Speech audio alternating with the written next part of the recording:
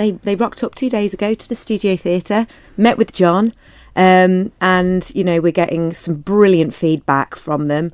But it's the whole piece is created from their ideas. So obviously John has techniques to pull ideas out of people, which he's brilliant at doing. I mean, Justin himself, he's such a great character and he's such a positive influence.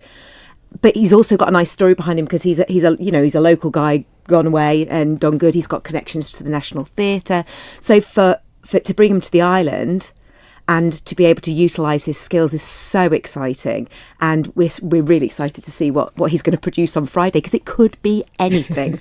It could be anything, knowing John. But a little bit scared, but excited at the same time. Yeah. That's no mean feat, though, because, like, for instance, when Beth's doing theatre and she's got to do all the rehearsals and everything and the lead up, and it's kind of a really big deal.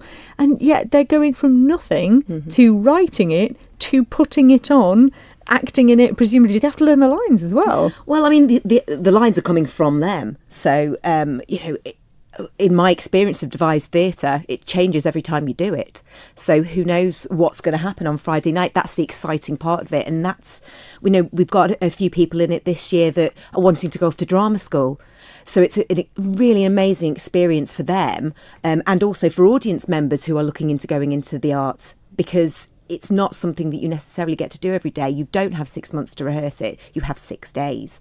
And it's not a script. It's something that you've created, so you can take real ownership of it, which for any actor is really exciting. You can imagine it will probably still be changing even as it's performed. I think so. Now, we talked about this playwriting competition. Is this run by the Arts Council? That's right, yes. And so that's done every year. This year's winner is an Order of Lunacy. Tell us a little bit about that.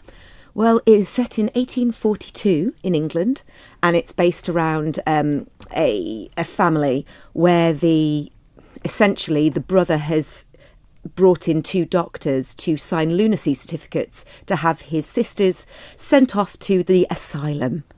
As the play develops, you're not quite sure who's mad. I don't know why I'm doing this because I'm on the radio, but I'm doing little finger in my arms with my hands. I'll join you. Not quite sure who is a lunatic and who is not. So it's a really exciting play, lots of twists and turns, and it's with a completely local cast as well. There is some historical truth in this, apparently. Absolutely. It's set 3 years before the Lunacy Act came in, where basically you could send anybody off to the madhouse for any reason.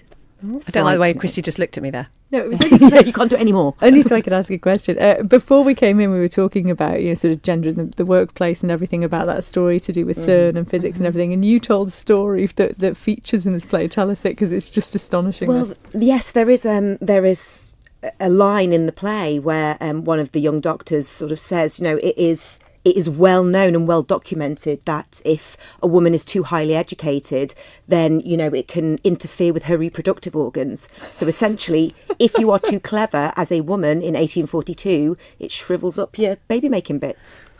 And makes it difficult for you to want to be a mother, and makes you have crazy ideas about all sorts of things, and, not things that are actually very crazy. But it's very well documented, apparently, so it must be true. When we read the script, we were like, as you do. Yeah. But that's the reaction that we want. The reaction that we had, and even the guys in the cast, went, oh my goodness, was this really actually how they thought? It's abuse of power, really, and it's interesting that the abuse of power is over women, particularly. And it's an abuse of status and medical knowledge, and just being able to treat people really badly, and nobody minded. Nobody cared. It is interesting, isn't it, when you think about the sort of parallels with modern day society and the things that are going on, particularly over the past year. It's thought-provoking stuff. I mean, it links in so well to our theme this year as well. It really does. Really tell us about the musical theatre production then, Chrissy. Which is happening on Saturday. That's on Saturday. We've got 10 really brilliant local singers, and we have got 2 chaps. The writing partnership is Christopher J. Orton and Robert Gould. They've written lots of music, lots of musicals, and this is kind of a snapshot of the things that they've done. I've actually known Chris a really, really long time. I went to music college with him.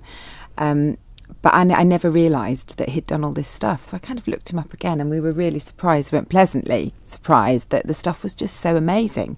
Amazing So- and also funny. Like Yeah. it's a real cross-section of stuff. Yeah, it's music that is...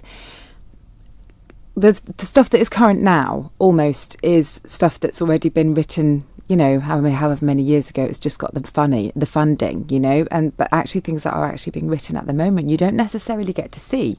And that's why Theatre Fest is a great thing, because the Arts Council put this money into keeping people writing and keeping things current, because you have to keep writing for things to keep moving on, or we'll all just be listening to Andrew Lloyd Webber for forever.